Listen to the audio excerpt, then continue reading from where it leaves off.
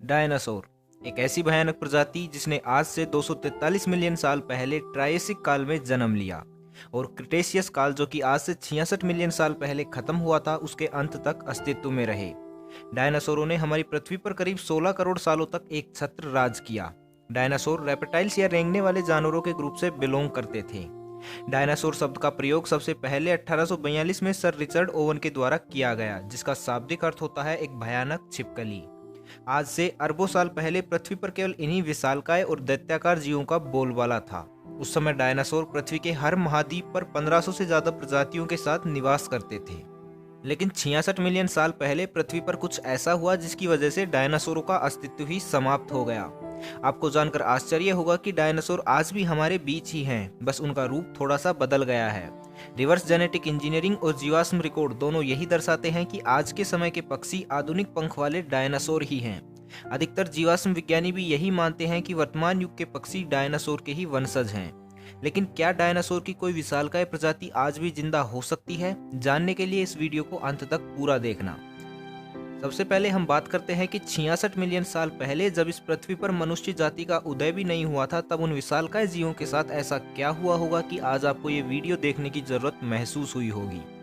स्वागत है आप सभी का रहस्य टीवी में और मैं हूं कुलदीप सिंह। तो चलिए चलते हैं 68 मिलियन साल पहले। आज से 68 मिलियन साल पहले पृथ्वी पर सब कुछ सामान्य था। हमेशा की तरह ही सुबह और शाम हो रही थी। प्रकृति अपने सुंदरता के चरम रूप पर थी। डायनासोर्स और अन्य प्रजातियां हंसी खुशी अपनी जिंदगी बिता रहे थे, इस बात से बेखबर कि कहीं सुदूर अंतरिक्ष में उनका काल उनकी तरफ बढ़े जा रहा है।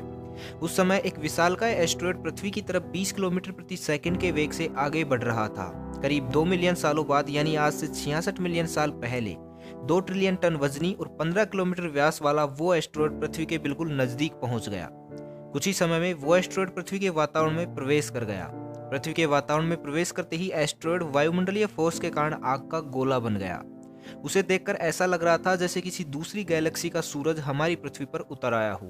एस्टेरॉयड के पृथ्वी की सरफेस तक पहुंचते पहुंचते वायुमंडलीय फोर्स के कारण इसका डायमीटर 10 किलोमीटर तक रह गया। कुछ ही पलों में ये आग का ददकता हुआ गोला पृथ्वी की सरफेस से टकरा गया। जैसे ही ये एस्टेरॉयड पृथ्वी से टकराया तो उस स्थान से 300,000 क्यूबिक किलोमीटर अर्थ क्रस्ट तेजी से उछटकर स्पेस की ओर चला गया। इधर जमीन पर टक्कर की वजह से महाविस्फोट की स्थिति पैदा हो गई। ये टक्कर इतनी भयानक थी कि इसके 800 किलोमीटर के दायरे में तापमान 3000 डिग्री सेल्सियस तक पहुंच गया और 800 किलोमीटर के वृत्ताकार घेरे में आने वाला प्रत्येक जीव इससे निकलने वाली गर्मी और रेडिएशन के कारण तुरंत मर गया। ये टक्कर हिरोशिमा और नागासाकी पर हुए परमाणु बम विस्फोट से अरबों गुना ज्यादा शक्तिशाली थी। इस महाभयानक टक्कर के बाद उस जगह से धूल का एक भयंकर गुब्बार उठा। ये गुब्बार इतना खतरनाक था कि इसने कुछ ही समय में पूरी पृथ्वी को धूल के बादलों से ढक दिया। इन बादलों की परत इतनी मोटी थी कि इनको पार करके सूरज की रोशनी भी पृथ्वी तक नहीं पहुंच पा रही थी। लेकिन ये तो बस एक शुरुआत थी उस महाविनाश की जो आने वाले कुछ सालों में होने वाला था। एस्टेरॉयड के पृथ्वी से टकराने की वजह से पृथ्वी के सेंटर में एक भयंकर कंपन पैदा हुआ और अगले कुछ ही पलों में इस कंपन ने एक उच्च तीव्रता वाले भूकंप का रूप ले लिया। इस भूकंप की वजह से समुद्री इलाकों में उठने वाली ऊंची ऊंची सुनामी लहरों ने पृथ्वी पर जल तांडव करना शुरू कर दिया। इस महाभयानक टक्कर के कुछ समय बाद आसमान से एक बार फिर से आफत बरसने लगी, क्योंकि टक्कर के समय पृथ्वी के जो हिस्से स्पेस में गए थे वो वापस पृथ्वी पर एक आग के गोले की तरह बरसने लगे और दोबारा से एक महाभयंकर विनाश लीला की शुरुआत की। पृथ्वी के ऊपर से बादलों की परत ना हटने की वजह से तापमान भी 150 डिग्री सेल्सियस तक पहुंच गया। सूर्य का प्रकाश ना मिलने की वजह से धीरे धीरे धरती के सभी इलाकों के पेड़ पौधे मुरझाकर सूखने लगे। ऐसे में शाकाहारी डायनासोर और अन्य शाकाहारी प्रजातियों ने भोजन के अभाव में दम तोड़ दिया। अब बारी थी मांसाहारियों की। शाकाहारी प्रजातियों के खत्म होने के बाद डायनासोरों के सामने भोजन की कमी एक विकराल समस्या के रूप में खड़ी थी। भूख से निजात पाने के लिए डायनासोर के एक समूह ने दूसरे समूह पर हमला करना शुरू कर दिया। जो ज्यादा ताकतवर होता वो दूसरे को मारकर खा जाता। करीब 1 साल बाद डायनासोरों की 70 से 80% प्रजातियां खाने और पानी के अभाव में विलुप्त हो गई। बाकी बचे हुए 20% डायनासोर भी अपना अस्तित्व बचाने के लिए एक दूसरे को अपना शिकार बनाने लगे और कुछ ही समय में डायनासोर पूरी तरह से विलुप्त हो गए। लेकिन इस समय भी एक प्रजाति ऐसी थी जिसने अपने आप को इन सब हमलों और प्राकृतिक आपदाओं से बचा लिया और वो थे मैमल्स। उस समय के छोटे छोटे जीव जो डायनासोरों से बचने के लिए जमीन के अंदर बिल बनाकर रहते थे और यही मैमल्स आगे चलकर नई प्रजातियों के उद्भव का कारण बनने वाले थे। जिस समय एस्टेरॉयड पृथ्वी से टकराकर अपनी विनाश लीला रच रहा था, उस समय इन मैमल्स ने अपने आप को बिलों में छुपाकर उस विनाश लीला से बचा लिया। धीरे धीरे पृथ्वी पर खाने की कमी होती गई तो इन मैमल्स ने जो कुछ भी मिला उसी को खाना शुरू कर दिया। जैसे जैसे समय बीतता गया, पृथ्वी के ऊपर से बादलों की परत हटती गई। एक बार फिर से सूरज की रोशनी ने धरती को स्पर्श किया। एक बार फिर से वसंत ऋतु आई और एक बार फिर से प्रकृति ने अपना सुंदरतम रूप दिखाया।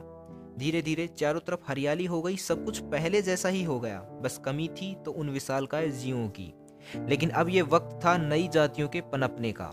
जिन मैमल्स ने अपने आप को उस त्रासदी से बचा लिया था, अब आने वाले समय में वही एक नया भविष्य रचने वाले थे।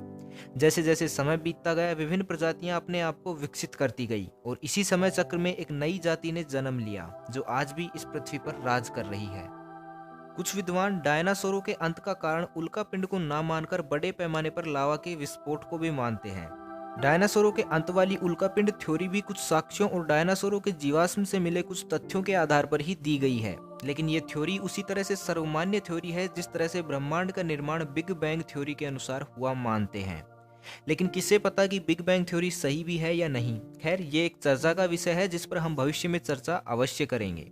लेकिन इस वीडियो को देखने के बाद एक सवाल जो अब भी आपके मन में बार बार आ रहा होगा वो ये है कि क्या उन विशालकाय डायनासोरों की कोई प्रजाति अब भी जिंदा हो सकती है? तो इस सवाल का जवाब है हाँ।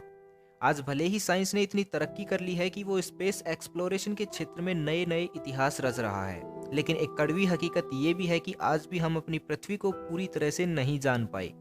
आज भी हमारी पृथ्वी पर सैकड़ों हजारों ऐसे स्थान हैं जो अब भी इंसानों की पहुंच से कोसों दूर है। कुछ तो ऐसे रहस्यमयी स्थान भी हैं जिनके बारे में साइंस जानता तक भी नहीं है। ऐसे में हो सकता है कि उस युग के डायनासोर्स की कोई प्रजाति बड़े आराम से अब भी उन रहस्यमयी स्थानों पर विचरण कर रही हो, क्योंकि इस बात का इतिहास गवाह है कि बहुत सी विशालकाय प्रजातियों को साइंस ने विलुप्त घोषित कर दिया था, लेकिन वो प्रजातियां देर से ही सही लेकिन एक बार फिर से लोगों के सामने आई। अफ्रीका के विशाल घने जंगलों में रहने वाले आदिवासियों ने भी समय समय पर उन जंगलों में डायनासोर्स की तरह ही दिखने वाले विशाल और भयानक जानवर देखने का दावा किया है। इसलिए हो सकता है कि आज भी कहीं किसी आइलैंड पर या किसी घने जंगल में कोई डायनासोर्स का बच्चा उछल कूद कर रहा हो। कुछ लोग कह सकते हैं कि ये सब मात्र एक कल्पनाएं हैं, लेकिन आज से कुछ साल पहले ब्लैक होल भी तो एक कल्पना ही थी और आज समय यात्रा या टाइम ट्रेवल भी एक कल्पना ही है। लेकिन ये दोनों चीजें एग्जिस्ट करती हैं। तो बस आज के लिए इतना ही। मिलते हैं अगले शनिवार को शाम 6 बजे एक नए रहस्य के साथ। तब तक के लिए खुश रहें, मस्त रहें, हंसते रहें। भगवान करे आप सभी का दिन शुभ हो।